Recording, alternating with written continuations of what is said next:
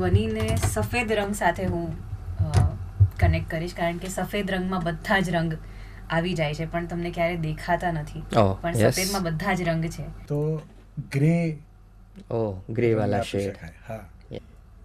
કોમ when I સે કોમ એક પ્રજાતિનું પ્રતિનિધિત્વ કરતું, જે સ્ટીરિયોટાઇપ, કન્વેન્શનલ, ઓર્થોડોક્સ જે એક પ્રકારની આપણે ત્યાં છે માનસિકતાવાળા અમુક પુરુષો, એટલે બહારથી વ્હાઇટ પણ અંદરથી ગ્રે છે, ને અંદરથી કેટલું ગ્રે છે એ ફિલ્મ જોશો ત્યારે ખબર પડશે. તો હું બી ગ્રે જ કલર આપીશ.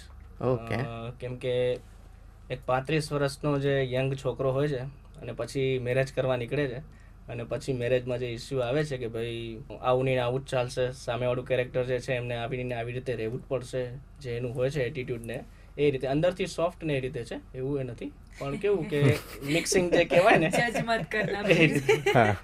અને સામે જે કેરેક્ટર જે છે મારી સામે એ બી એવી રીતે છે કે ભાઈ 35 વર્ષને થઈ ગયા છે અને એક શિક્ષકનું, ટીચરનું જે કેરેક્ટર હોય એ કેરેક્ટર છે. હવે આ બધી કલર બલરમાં બહુ ખબર નથી પડતી, પણ એક પ્રિન્સિપલનું કેરેક્ટર છે કે જેના અંડરમાં દીક્ષા જોશી કામ કરે છે. લાલચ હોય છે પ્રિન્સિપલને થોડી ઘણી, એમ કે ફિઝિકલ બી આપણે એક્સપ્લોઇટ કરીએ એ પ્રકારનું કેરેક્ટર, પણ અલ્ટિમેટલી પછી એન્ડમાં એને રિયલાઇઝ થાય છે કે મેં જે કંઈ કર્યું એ ખોટું કર્યું છે અને મારે આવું નહોતું કરવા જેવું. સો એ પ્રકારનું કેરેક્ટર છે.